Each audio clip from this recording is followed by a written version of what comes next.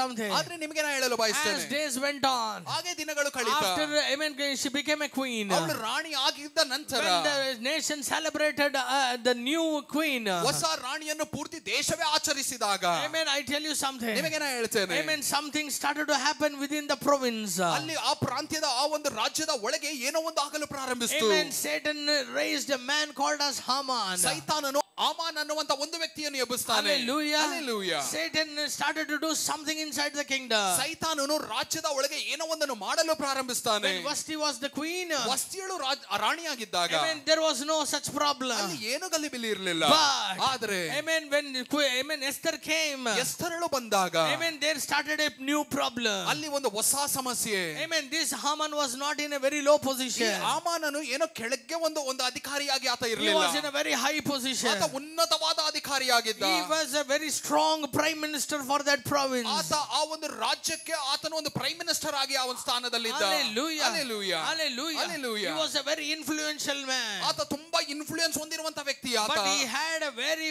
big bitterness over those Jews. ಆದ್ರೆ ಅಲ್ಲಿದ್ದ ಯಹೂದಿಯ ಜನರ ಮೇಲೆ ಆತನಿಗೆ ತುಂಬಾ ಕೈತನ. Amen. Because whenever he would see Mordecai, ಯಾಕಂದ್ರೆ ಯಾವಾಗೆಲ್ಲ ಆತ ಮೊರ್ದೆಕಾಯನನ್ನು ನೋಡುವ, whenever he would see Mordecai sitting near the gate of the palace, ಯಾವಾಗೆಲ್ಲ ಆತನು ಅರಮನೆಯ ದ್ವಾರದಲ್ಲಿ ಮೊರ್ದೆಕಾಯಿ ಕೂತಿರುವುದನ್ನು ನೋಡ್ತಿದ್ದ. whenever he would see Mordecai never standing and giving ovation to this man, ಈತನು ಬರುವಾಗ ಯಾವಾಗಲೂ ಮೊರ್ದೆಕಾಯಿ ನಿಂತು ಯಾವ ಘನತೆಯನ್ನು ಕೊಡದೇ ಇರುವುದನ್ನು ಈತನು ಕಂಡಾಗ, amen, he would feel like killing him. ಆತನನ್ನು ಕೊಲೆ ಮಾಡಬೇಕು ಅನ್ನುವಂತ ಒಂದು ಕೋಪ ಈತನ ಒಳಗೆ, like destroying this whole people. ಈ ಪೂರ್ತಿ ಆ ಒಂದು ಯಹೂದಿ ಜನರನ್ನೇ ನಾಶ ಮಾಡಿಬಿಡಬೇಕು ಅನ್ನುವಂತ ಒಂದು ಕೋಪ. Today I want to say something to you, my dear church. ಇವತ್ತು ನಾನು ನಿಮಗೆ ಏನೋ ಒಂದನ್ನು ಹೇಳಲು ಬಯಸ್ತೇನೆ ಸಭೆಯೇ. Amen. ஹாமான் வருவது உண்மை. ஆமான் ஒரு நாள் எல்லா யெகூதர்களை கொல்ல போகிறது உண்மை என்று தெரிந்துதான் ஆண்டவர் உன்னை குப்பையிலிருந்து தூக்கி ರಾಣಿயின் ಪೊಸಿಷನ್ கொண்டு ಒಂದು ದಿನ ಆಮಾನನನ್ನು ಒಬ್ಬನು ಬರ್ತಾನೆ, ಆತ ಪೂರ್ತಿ ಯಹೂದ್ಯರನ್ನು ನಾಶಪಡಿಸಲು ಆತನು ಬಯಸ್ತಾನೆ ಅನ್ನುವುದು ಗೊತ್ತಿದ್ದೆ ದೇವರು ನಿನ್ನನ್ನು ಕಸದಿಂದ ಮೇಲೆತ್ತಿದ್ದಾರೆ.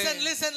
ಚೆನ್ನಾಗಿ ಗಮನಿಸಿ. I am not here to exalt the demonic work here. ಇಲ್ಲಿ ನಾನು ಸೈತಾನನ ಕುತಂತ್ರಗಳನ್ನು ಅಷ್ಟು ದೊಡ್ಡದು ಅಂತ ಹೇಳಲು ಬಂದಿಲ್ಲ. I have come to show you how powerful is your king. ನಿನ್ನ ರಾಜನು ಎಷ್ಟು ಬಲಶಾಲಿ ಅಂತ ನಿನಗೆ ಹೇಳಲು ಬಯಸುತ್ತೇನೆ. எதிரி ஒரு தந்திரத்தை போடுவதற்கு முன்பதாக, எதிரி அந்த இடத்துக்கு வருவதற்கு முன்பதாக ஏற்கனவே ஆண்டவர் உன்னை அந்த பொசிஷனுக்கு கொண்டு வந்து நிறுத்தியிருக்கிறார். ವೈರಿ ಒಂದು ತಂತ್ರವನ್ನು ಮಾಡಿ ಆತನು ಆ ಸ್ಥಾನಕ್ಕೆ ಬರುವುದಕ್ಕಿಂತ ಮುಂಚೆನೇ ದೇವರು ನಿನ್ನನ್ನು ಉನ್ನತ ಸ್ಥಾನಕ್ಕೆ ತಂದಿದ್ದಾರೆ. How many of you believe with me? ಎಷ್ಟು ಜನ ನನ್ನ ಜೊತೆ ನಂಬುತ್ತೀರಾ? How many of you believe with me? ಎಷ್ಟು ಜನ ನನ್ನ ಜೊತೆ ನಂಬುತ್ತೀರಾ? Satan may try to work against you, put all kind of strategy against you, try to put you down, but I am telling you, you are already higher than Satan in your life. ಸೈತಾನನು ನಿನ್ನ ಜೀವನದಲ್ಲಿ ಎಂತ ಕುತಂತ್ರಗಳನ್ನು ಮಾಡಿ ನಿನ್ನನ್ನು ಕೆಳಗೆ ಎಳಿಬೇಕು ಅಂತ ಆತನು ಬಯಸ್ತಾ ಇದ್ರೇನೋ, ಆದ್ರೆ ನಿಮಗೆ ನಾ ಹೇಳ್ತೇನಲ್ಲ, ನೀವು ಎಲ್ಲದಕ್ಕಿಂತ ಆತನಕ್ಕಿಂತಲೂ ಉನ್ನತವಾಗಿ ದೇವರು ನಿನ್ನನ್ನು ಇಟ್ಟಿದ್ದಾರೆ. ಎಷ್ಟು ಜನ ಆಮೆನ್ ಅಂತೀರಾ? உங்களை எதிர்த்து நிக்க செட்டில் ஆகணும். நீங்க செட்டில் ஆயிட்டே நிக்கிறீங்க அவனை அடிக்க. ಆತನು ನಿನ್ನ ವಿರೋಧವಾಗಿ ಯುದ್ಧ ಮಾಡುವುದಕ್ಕೆ ಆತ ಇನ್ನೂ ಸೆಟಲ್ ಆಗಿಲ್ಲ ರೀ, ಆದ್ರೆ ನೀವೆಲ್ಲ ಸೆಟಲ್ ಆಗಿದ್ದೀರಾ. எவ்வளவு பேர் ஆமென் சொல்றீங்க? ಎಷ್ಟು ಜನ ಆಮೆನ್ ಅಂತೀರಾ? He may be influential to the king. ಆತನು ರಾಜನಿಗೆ ತುಂಬಾ ಇನ್ಫ್ಲುಯೆನ್ಸ್ ವ್ಯಕ್ತಿ ಆಗಿರಬಹುದು. He may be a strongest minister in the kingdom. ಆತ ತುಂಬಾ ಬಲಶಾಲಿಯಾದ ಮಂತ್ರಿಯಾಗಿ ರಾಜ್ಯದಲ್ಲಿ ಇರಬಹುದು. But Esther is one with the king. ಆದ್ರೆ ಎಸ್ತಳರು ರಾಜನ ಜೊತೆ ಒಂದು. Amen. You and God are one. ನೀನು ಮತ್ತು ದೇವರು ಒಂದು. His spirit lives in you. ಆತನ ಆತ್ಮ ನಿನ್ನ ಒಳಗಿದೆ. His word lives in you. ಆತನ ವಾಕ್ಯ ನಿನ್ನ ಒಳಗಿದೆ. His power lives in you. ಆತನ ಬಲ ನಿನ್ನ ಒಳಗಿದೆ. His blood is in you. ಆತನ ರಕ್ತ ನಿನ್ನ ಒಳಗಿದೆ. No weapon that is formed against you shall prosper. ನಿನ್ನ ವಿರೋಧವಾಗಿ ಇರುವಂತ ಯಾವ ಆಯುಧವು ಕೂಡ ನಿನ್ನ ವಿರೋಧವಾಗಿ ಜಯಿಸುವುದಿಲ್ಲ. You are made to deliver. ನೀನು ಬಿಡಿಸುವುದಕ್ಕಾಗಿ ಸೃಷ್ಟಿಯಾಗಿದ್ದೀಯ. You are made to bring revival. ನೀ ಉಜ್ಜೀವನವನ್ನು ತರುವುದಕ್ಕಾಗಿ ನೀ ಸೃಷ್ಟಿಯಾಗಿದ್ದೀಯ. You are created to save the lost. ನೀನು ಕಳೆದು ಹೋಗಿರುವಂತ ಜನರನ್ನು ರಕ್ಷಿಸುವುದಕ್ಕಾಗಿ ದೇವರು ನಿನ್ನನ್ನು ಸೃಷ್ಟಿ ಮಾಡಿದ್ದಾರೆ. It is a big number or a small number.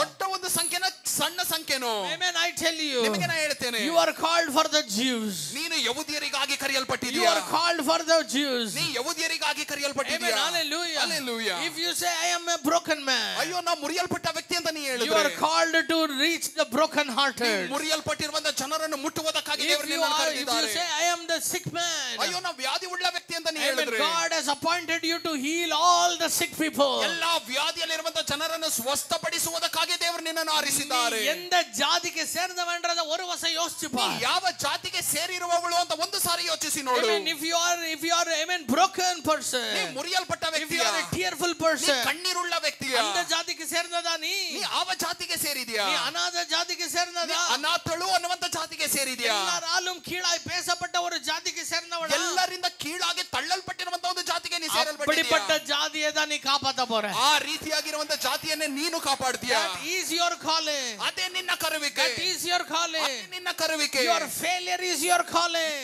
ಸೋಲೆ ನಿನ್ನ ಒಂದು ಕರೆಯುವಿಕೆ. I mean your brokenness is your calling. ನಿನ್ನ ಮುರಿಯಲ್ಪಟ್ಟಿರುವಂತ ತನವೇ ನಿನ್ನ ಒಂದು ಕರೆಯುವಿಕೆ. எவ்வளவு பேருக்கு நான் சொல்லுகிறது புரிகிறது? ಎಷ್ಟು ಜನಕ್ಕೆ ನಾನು ಹೇಳುವುದು ಅರ್ಥ ಆಗ್ತಿದೆ? Hallelujah. Hallelujah.